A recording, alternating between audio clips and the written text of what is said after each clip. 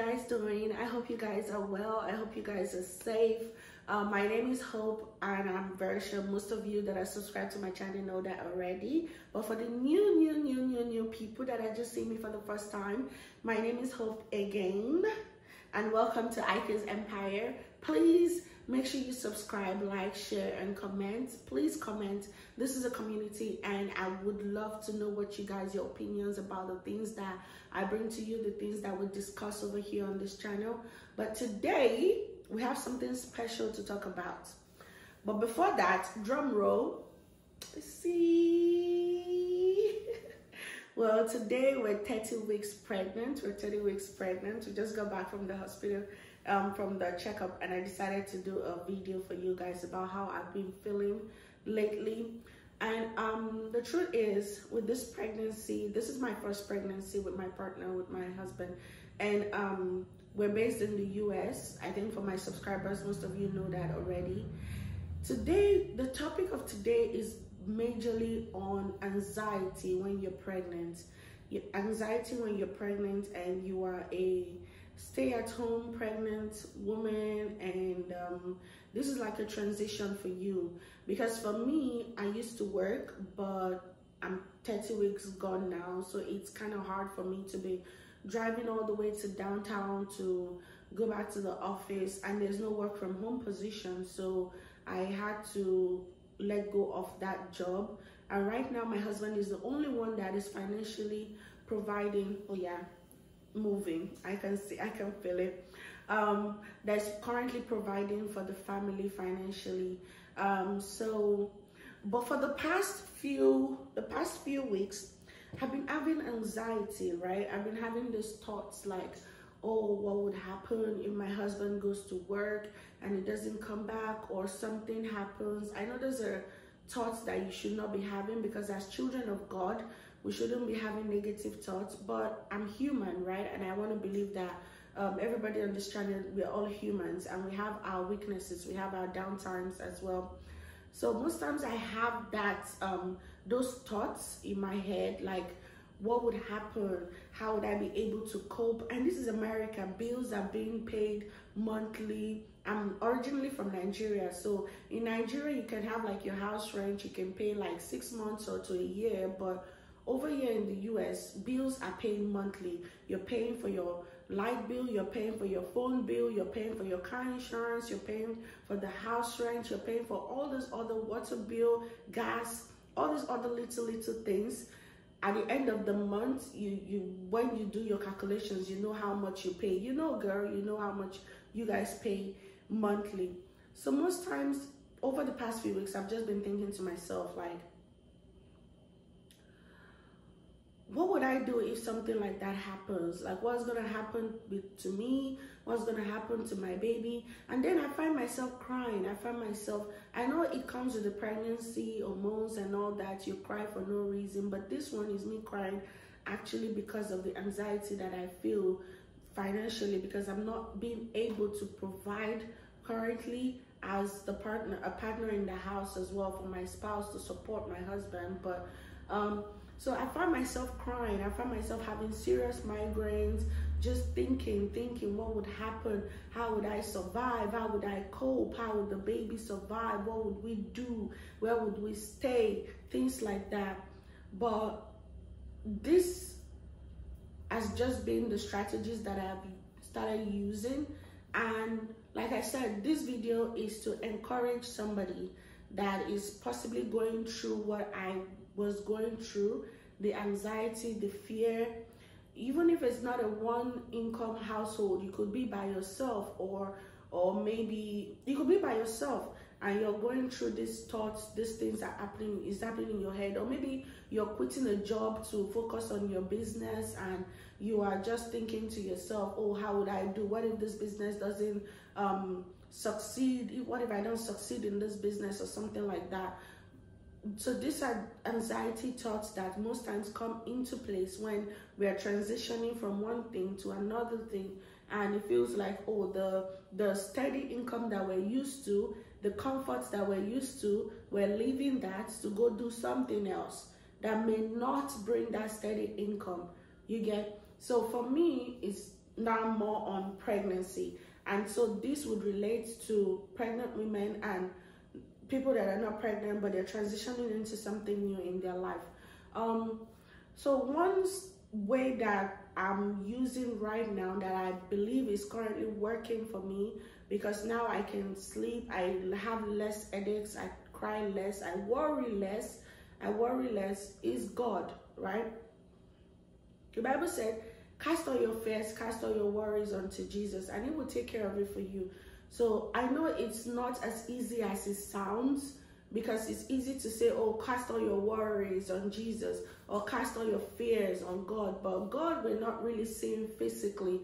And it's easy to just be like, oh, tell him how you feel, and then it will take the pain away. It's easy to say those things, but you have to intentionally believe it if you want it to work for you. You have to keep telling yourself. And I'm not saying the first time you say it to God, oh, that means the thought is not going to come anymore. It might work for you like that. Who knows? Glory be to God. But for me, the first time I told God, I had to go to him and explain everything and just tell him how I feel, the anxiety that I feel, the fears, my worries, crying, talking to him.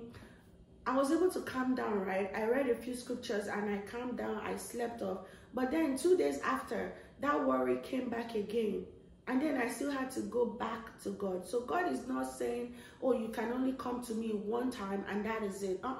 You can keep going back and back and back and back and back. As much as the number of times that you keep having the anxiety thoughts, that you keep having your fears, the worries, you can keep going back to God and keep telling him over and over again, over and over again. If you don't go to him, what else are you going to do about it? I'm at home right now. My husband has gone to work. I could sit here and worry all day. Oh, is he fine? What if there's an accident? What if something happens? What if he lost his job? What are we going to do? How are we going to eat? How are we going to feed the baby that is coming? What if? What am I going to do about it? I'm heavily pregnant. I'm not God. So all I can do is cast all my fears, all my worries, all my what ifs on Jesus, on God, and he will take care. I have to believe that he will take care of it. So now the first thing that I do is, anytime those thoughts come, because this is still a period for me, I'm still going through this. I'm not saying, oh, this happened and then I'm completely over it. No, this is what I'm going through, and I'm just feeling like, okay, maybe there are other women out there that are going through the same thing and they don't know what to do, or they're just overwhelmed, or they feel like, oh, it is wrong that they're going through this. Number one, tell yourself, it is not wrong. Excuse me. It is not wrong to worry. It is not wrong to think that, oh, what if something happens?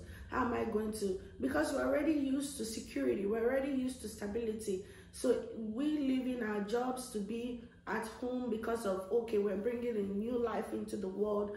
We're trying to birth something new, beautiful, that is amazing, that is a blessing. We shouldn't put all of that on ourselves. So it gets overwhelming. You're not wrong for feeling that way. You're not wrong for feeling like, oh, what if something happens? No. Now, for me, what I do is I go to God. That's number one. I pray. I talk to him. That's number one. And number two, something else that I do, I have them written on my notes right here. Something else that I do is self-care. I prioritize self-care because all of these things come to you mentally, right? You're mentally thinking about it, and from there you're having headaches that you can now feel, right? From there you're crying, from there you're scared, from there you're panicking, but it starts from your brain. So you have to prioritize your self-care. What do you do that will make your mind be at ease? What else can you do aside God? Number two, you can take a walk. You can go for walks. You can, as pregnant women,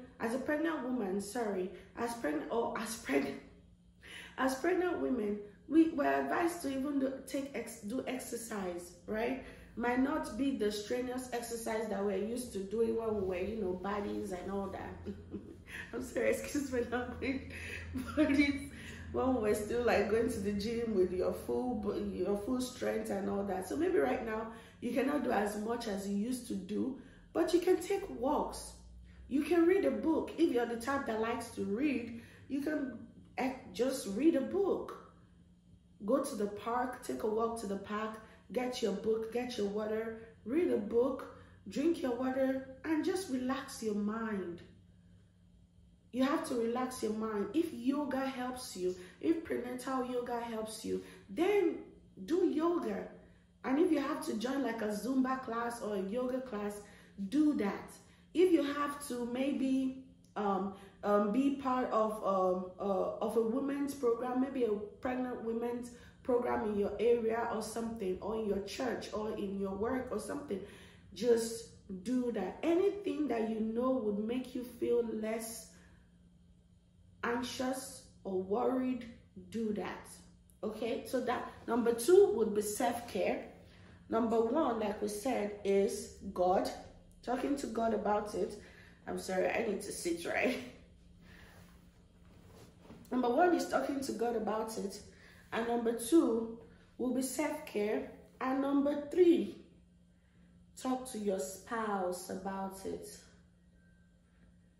I cannot stress that enough. Talk to your spouse about it. I know we are in this era of independence. If I'm feeling something, what if I don't want to talk to my spouse? I don't want him to be worried about me and all that. My dear, my G, my sister, my friend, talk to your spouse about it. Talk to him. Talk to him about it. Who else are you going to talk to? Okay, fine, I sense God, but physically, if you have a spouse that is still right there, I know there's some pregnant women that are alone, that do not have somebody to support them. You have God. You should never think that you're alone by yourself.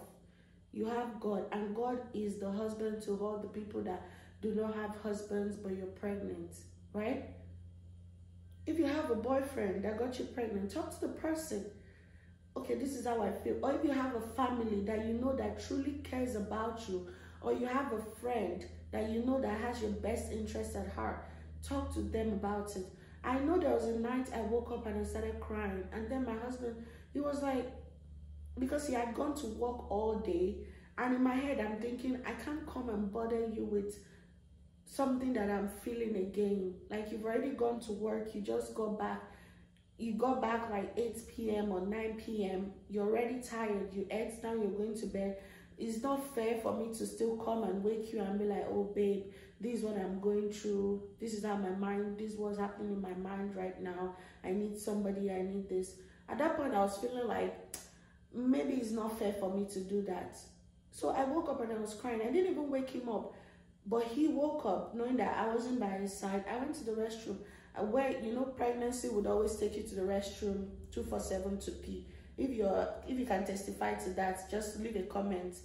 Hashtag pregnancy peeing mom. During pregnancy we pee a lot. Comment something. He came to the restroom and then he saw me crying. I'm telling you, he was so devastated. He was like, babe, what's going on? Why are you crying? Why are you crying? What's happening? And then when I told him, I had to muster courage, because at first, you know, we are always doing, oh, nothing, I'm fine, it's okay, nothing. But he kept pressing on. Why are you, but you're not fine. If you're fine, you won't be crying. Why are you crying? And then I had to talk to him. It's not like he's going to get me a job the next day, or he's going to tell me, oh, go get a job, but you will find release from your heart just knowing that you've spoken to somebody about it, somebody that truly cares about you, knowing that you've spoken to somebody about it. So next time when those thoughts comes, it will be easy for you to just call them up and be like, my G, something like this is coming again. You get? It will be easy. So talk to your spouse. And he, number one, he laid his hands on my head and he had to pray for me. He prayed for me, encouraged me. He used water to wipe my face, took me back to bed, and rocked me till I slept off. And that's somebody that I was worried that he has gone to work all day. So I'm not saying you shouldn't have human compassion towards your spouse. They've gone to work, they're tired and all that. But for you to not lose your own mind, or to not start to blame yourself or blame the pregnancy, because those are the things that can happen if you don't, those are the things that can happen if you don't address it. You can start to blame the pregnancy. Oh, why am I even pregnant? If I wasn't pregnant, this would not be happening. I'll still be able to do this. I'll still be able to do that. And you don't want to do that because this is your baby. And there's power in the tongue. This is your baby. You shouldn't pronounce those kind of words. Okay? So talk to your spouse. And number 4. Is this number 4? Yeah, I'm only giving five strategies, right? Number 4, connect with other moms. If there are other moms that in your area, that in your church, that you know that, oh, they've gone through this before, or they are also pregnant, or you can reach out to them on social media or something. There are programs on social media or on YouTube. You could watch podcasts, you could watch shows about pregnancy, or shows like this, or a video like this. You can watch that, something that is just going to uplift your spirit, something that is going to let you know that you're not the only one going through this. So it's not the end of the world. It's not just you, because most times we feel like it is just us. Or I feel like it is just me. It's not just me. I want to believe that there's another person out there that might be going through something like this. And that is why I'm actually doing this video, just to reach out to that person, or for somebody else to watch my video and be like, oh, thank God I'm seeing this video, because this is something that is really, really going on with me. So connect with other moms. Now, this one, the last one, is something that if you do not have anybody to talk to, you don't have a spouse to talk to, you don't have friends to talk to, you don't have your family with you to talk to, seek professional help. Every time I go for a routine checkup, now my checkup is every 2 weeks, because before it used to be every month. But then when you get to your 3rd trimester, it's every 2 weeks. Even when it was every month, every time I would go, there's a question, a questionnaire that I have to answer, where they will ask you, are you going through any abuse at home?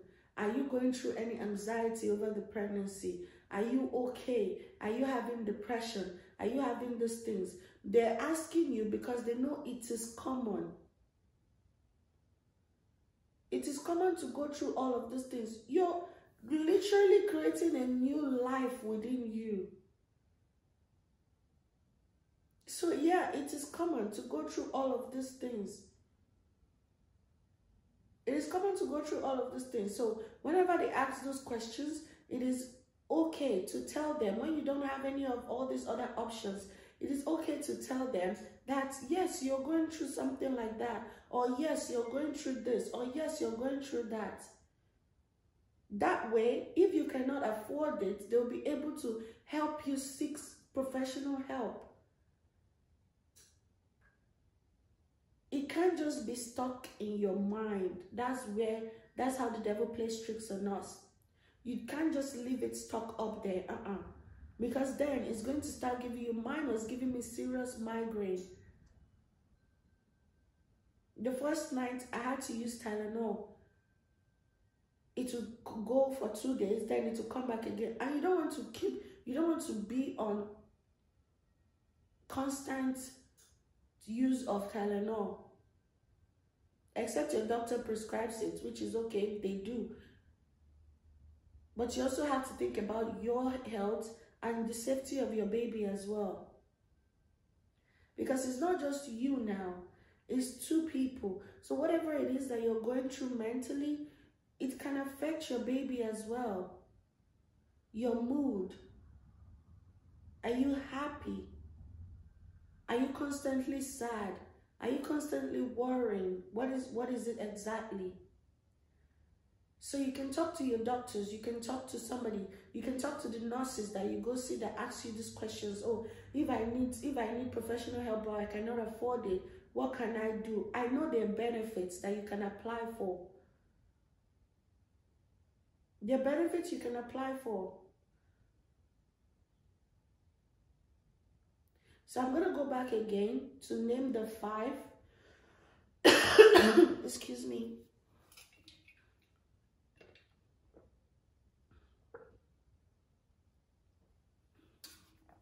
To name the 5. The first one would be God. You can never go wrong with God. Okay? The first one is God. You can never ever go wrong with God.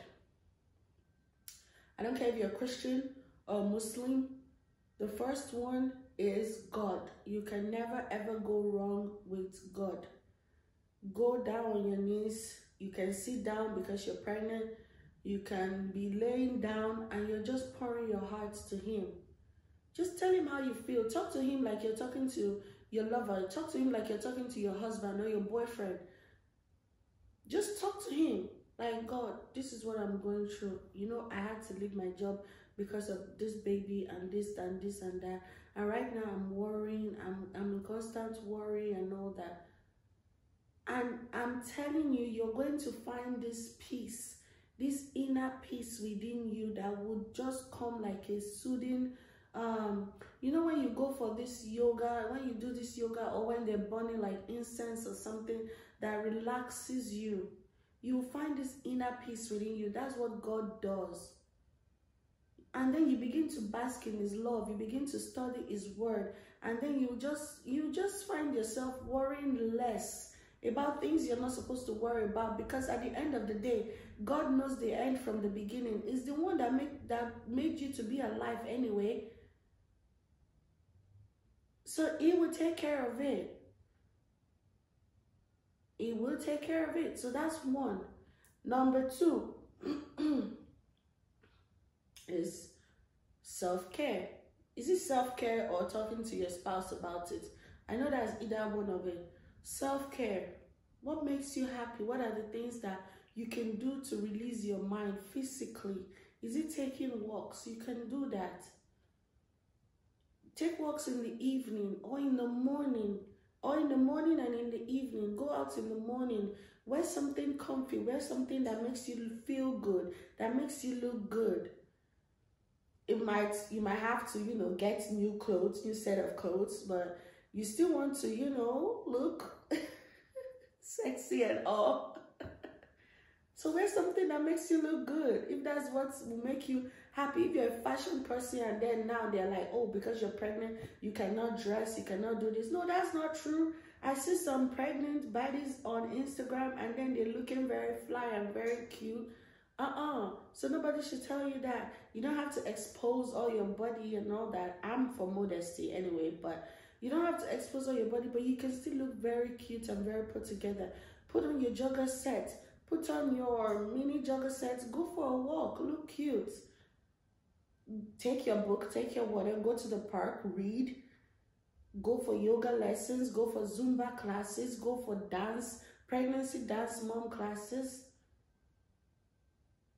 So that's self-care. If it's going for massage that will make you happy, then schedule, make a routine.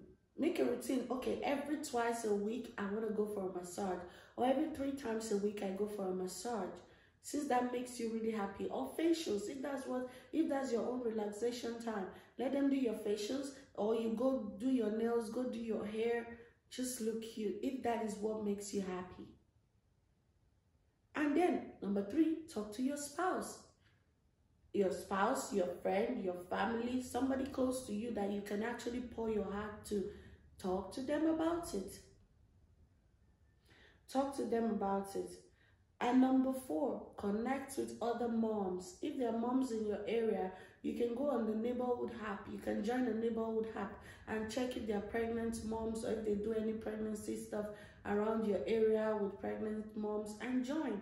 Even in the hospital, they recommend it to people. Do you want to be a part of this pregnancy group, this pregnancy group?